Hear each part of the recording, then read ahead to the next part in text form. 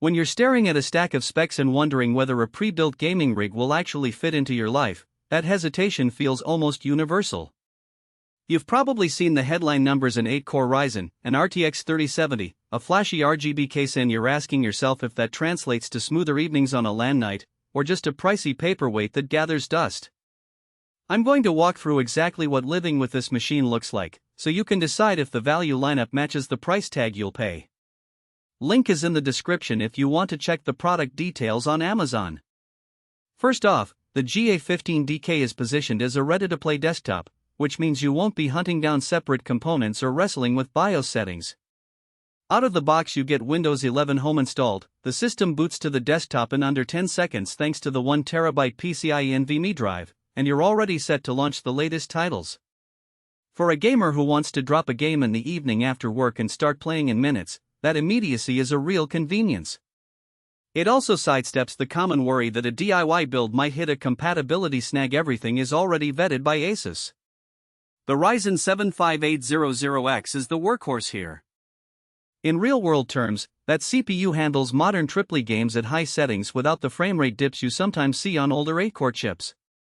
I ran a few sessions of Cyberpunk 2077 at 1440p, and the frame count stayed comfortably above 60 frames per second even when the city lights were at maximum. That matters if you're the type who doesn't want to toggle graphics sliders mid-session. It also means the PC isn't just a gaming machine. It can comfortably run video editing software, stream your gameplay, and keep dozens of browser tabs open without grinding to a halt. If you are a multiple hats creator, streamer, casual multitasker, this CPU gives you headroom you won't get on a budget-oriented quad-core. Now let's talk graphics. The RTX 3070 brings the kind of performance you'd expect from a mid-high-end laptop, but in a desktop chassis that can actually stay cool under load. The built-in Flowtech ventilation system directs air through a front intake and out the rear, and the temperature logs I gathered during a 2-hour Elden Ring marathon hovered around 70 C. That's well within safe limits, and it means you won't be hearing a constant whine from fans in a quiet room.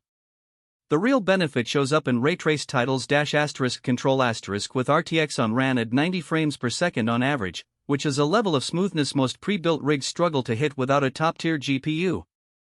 If you're the type who enjoys visual fidelity and wants to experiment with DLSS, this card gives you room to play. Memory and storage are practical pain points for many pre-builts, and this one lands in the middle of the road. 16 GB of DDR4 at 3200 MHz is enough for current games, but you'll notice the limitation when you start multitasking heavily, say, running a game, a streaming encoder, and a music production suite simultaneously. Upgrading to 32 GB is possible, but you'll have to open the case and add a second stick, which defeats the no-assembly appeal for some. The 1TB SSD provides speedy load times, but it can fill up fast if you keep a large library of AAA titles. In practice, I found I needed an external 2TB HDD for archiving older games, which isn't a deal-breaker but something to plan for. One of the more subtle, yet often overlooked, aspects is the form factor and portability.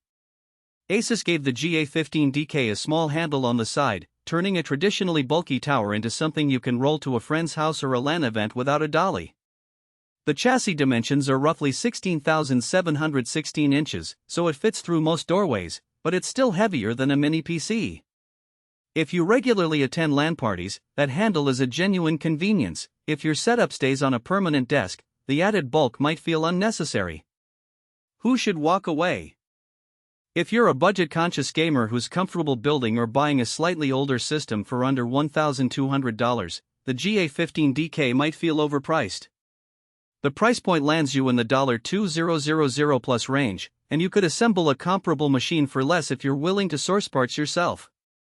Also, if you're a professional who needs workstation-grade reliability ECC memory, professional GPU drivers, or a more extensive warranty, this consumer-focused ROG line isn't designed for that environment.